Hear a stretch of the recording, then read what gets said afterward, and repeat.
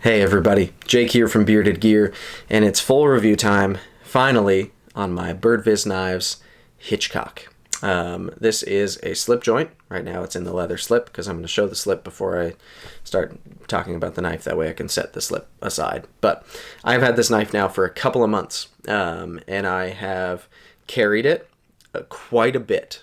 Way more than I ever thought I would carry a slip joint. I've used it a little bit. It is a gorgeous custom, the beautiful finish on the blade, so I have not hard used this knife.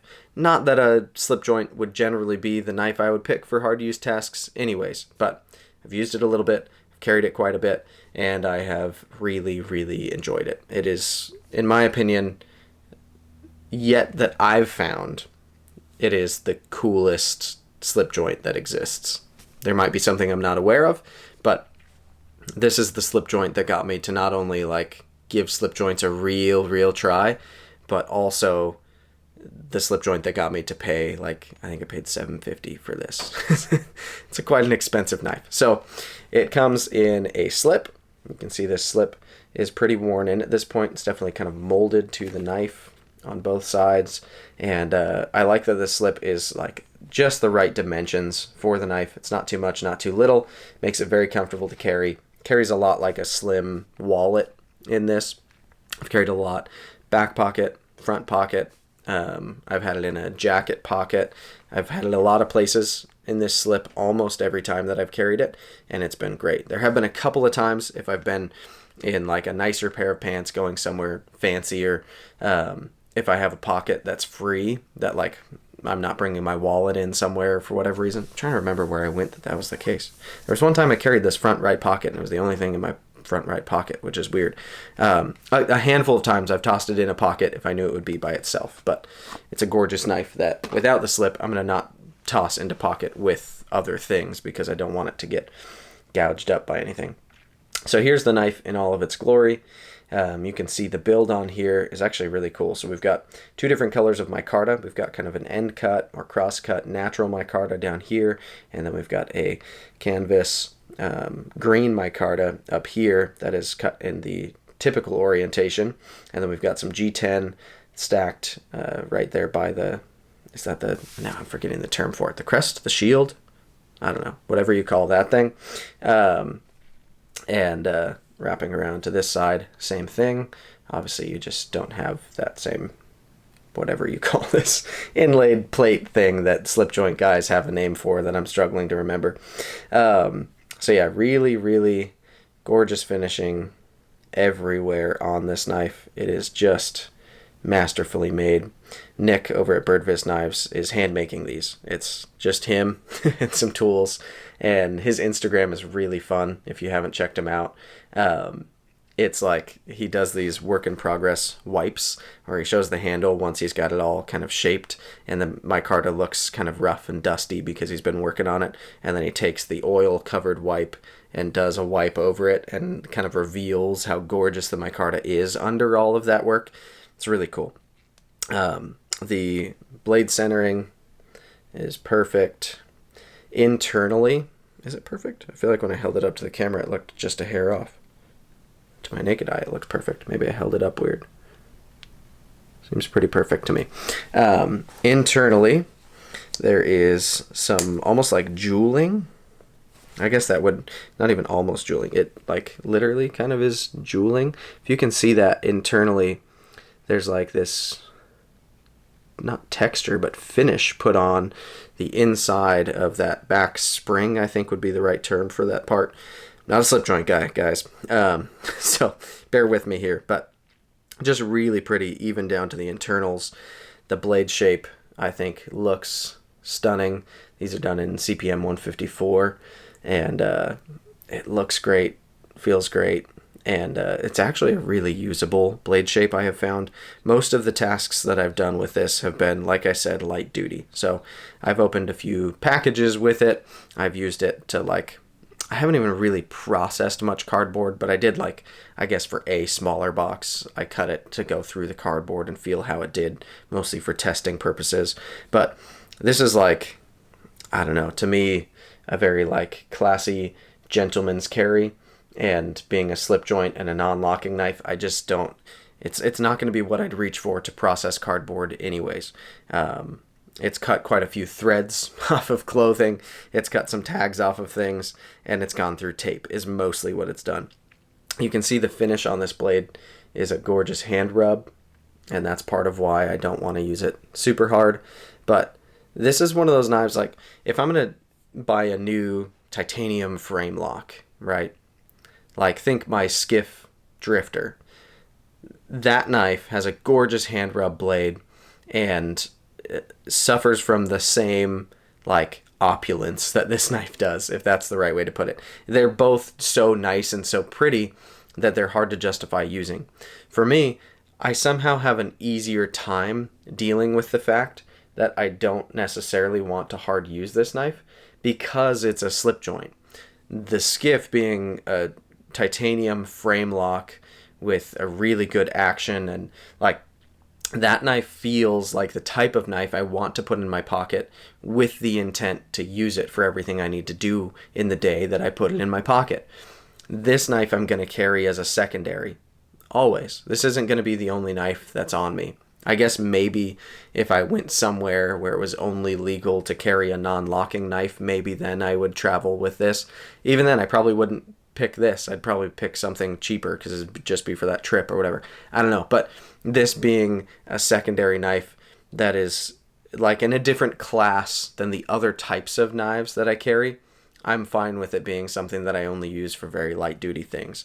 And in a pinch, if this was the only tool on me and I needed to do some serious cutting, it's not like this would be inferior at it. It's just, anyway, that's kind of where I'm coming at with it. So we've talked materials, CPM 154 on the blade, bunch of micarta, a little bit of G10. I'm assuming all of this is steel, and then we've got steel kind of rivets here. It is riveted together, so you'll see there's no tooling spots like on a typical folder that I would carry where you could disassemble this. So it's not a knife I plan to ever disassemble. Yeah, let's talk ergos, carry, cutting, and then action we won't really talk about. I guess we'll touch on it, but ergos. So this handle shape, you'll see there's this really defined, almost like a gun stock thing happening here. I guess maybe technically it is a gun stock. It's got this ridge right here, which is a little bit pokey, if I'm being totally honest, when I'm like rubbing my fingers across it. But in hand, I never notice it. I just kind of perfectly get my back three fingers on the stretch of handle that isn't where that ridge is landing, and then my pointer finger just lands right up there past it, and the whole thing just kind of melts into my hand. Being a slip joint and only being carried in a leather slip, there's no clip on here, so that's going to help dramatically with ergos on any knife when there's no clip sticking out. So it just feels not only really like smooth and comfortable in hand, but it feels really solid too, because you've got a lot of weight back here. It's very back heavy with this type of construction. So it's just got this kind of prominent feeling in hand that I really like, and now I just kind of associate with like a slip joint like this. It has a different feel than most of the modern folders that I carry. So yeah, I really love it in a hammer grip or a saber grip. I do saber grip on here way less than I do on other knives because it's a slip joint. It doesn't lock. So I feel more comfortable if I'm here and I'm not applying any pressure to the spine, and thus giving it any type of ability to close in on me. But in a hammer grip, super comfortable. Draw cut, really comfortable. Reverse grip, very comfortable. Reverse grip draw cut, that's very comfortable. But again, for me, hammer grip is like 95% of what I do on this knife, maybe more. Ergos are very good. The carry, like I said, in that slip, super comfortable, carries like a wallet. It's a different type of carry than carrying a knife that has a clip on it, right? It's going to be a different experience. It has to be very deliberate when I pull this knife out. I have to pull out the slip, I have to remove the knife from the slip, and then I have to open the knife, which opening a slip joint is very different from opening a not slip joint, right? I have to deliberately open it up, and then when I close it, that's deliberate as well. Putting it away is all of those things, but in reverse. I've still got to slip it back into the slip and then put the slip into my pocket. It's just more, right? It's way more steps, which which is part of what I didn't like about slip joints, is I tend to be more utility focused with my knives. I want them to do the job they're meant to do as best they can. And this departs from that. This is no longer the best way to make a knife from a utility standpoint. I guess some die-hard slip joint guys might argue with that, but for me, carrying a knife that goes in my pocket, that is tip up, and I draw, and it's got the clip outside, and I know right where to grab it from, and then I go ahead and I deploy it, and I use it, and then with one hand, not having to use the other, I can close it, I can slip it right back into pocket, bada bing, bada boom, we're done. That's way less steps than getting this out to use it. Plus, the blade is locked in place, which makes me feel more confident using it. So, in terms of carry, it carries wonderfully for a slip joint. Like, the slip is great, the proportions are great, it's great in pocket, but it's just different from the other knives that I carry, and I have less to compare it against because I haven't carried a bunch of slip joints, right? That's just the reality. But I don't have any complaints about the carry. I find it quite pleasant. It is just a more deliberate process. Let's talk cutting. So, like I mentioned, I've done little bits of cutting with it. I find this blade shape to be awesome. It's just really, really usable. I like Warney's sheep's foot blades, whatever you want to call this. I don't know which you'd call it. It just works really well if I'm going through tape or anything like that, to just tilt down a tiny bit and drag through. I love that the tip is down here. The blade profile is actually really thin. It's nice and slicey right behind the edge. You've got this pretty swedge on it, but it just works. It's a great cutting profile. CPM 154 isn't the most exciting steel in the world to me. I complain about it a lot, especially when it's on customs, and especially when those customs are this price point. But I'll say I forgive it more easily on this one because compared to a lot of other traditional knives, it's a great steel. A lot of traditional knives are in things like 440C and whatever. So it doesn't bother me as much on this because it seems to kind of suit like that class of knife in my mind for some reason. But yeah, the cutting performance I have found is very good for the limited tasks I've done with it. That leaves us with action. So I keep wiping it with my shirt down here because this blade finish is so pretty that I hate smudging it. But you'll see we've got a nail nick here on this side, nothing on this side. So really it opens like a slip joint. There is enough meat down here that I found you can just grab from kind of that portion of the blade. But typically when I'm opening it, I'll almost grab typically the knife with my left hand, and so I'll hold it like this, and then I'll grab from the nail nick, and instead of actually getting my nail in there, I just kind of use it as a traction point. You pull to a very defined half stop, and then I'll almost twist and pull there. The spring tension on this knife is really intense. It is, I mean, I don't have a ton of knives to compare it to, but I've handled quite a few slip joints. I grew up owning a few, and at shows I handle quite a few, and buddies of mine who carry them, I'll play with them now and then, and this is at the top. Like, it is as intense of a spring without going too far. I've had some that are like really difficult to open, like too tough. This is right on that line where it's like, it is a lot of spring pressure. And you'll see the way it snaps. It's like, it's got authority behind this spring, but it's not so much that I don't want to, I don't want to avoid opening it. I find it very like pleasant to play with that pressure in a way that I wasn't really expecting out of a slip joint. It's just super satisfying to open up and even to close. Again, it's not like a drop shutty, like bearing knife where you've got a bang in action that just flies out and then the thing drops shut with its own, like, just the weight and gravity. Instead, much like carrying it, it's so deliberate, right? Opening this knife is a deliberate action, and closing it is a deliberate action, and it's more steps, but they're done in a way that, like, I don't really mind taking those steps as much as I thought I would. It's kind of fun to play with the walk and talk of this knife.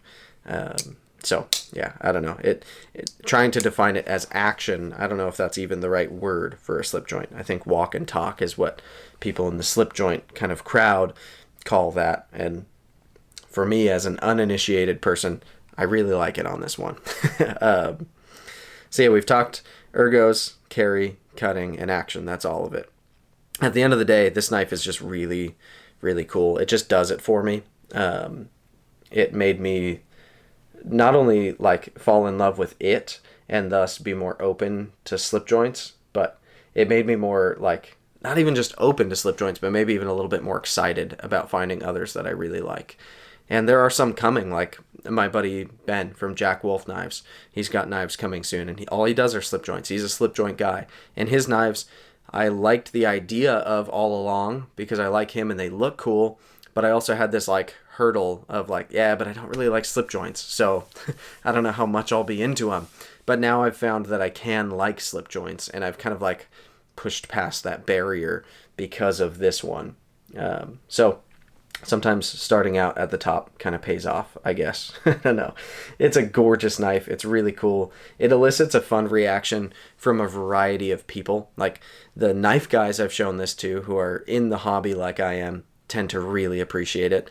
And then also a lot of just like people who aren't even into knives, because it's reminiscent of something that maybe their grandpa carried or that they grew up with, but take like elevated to a really exceptional level.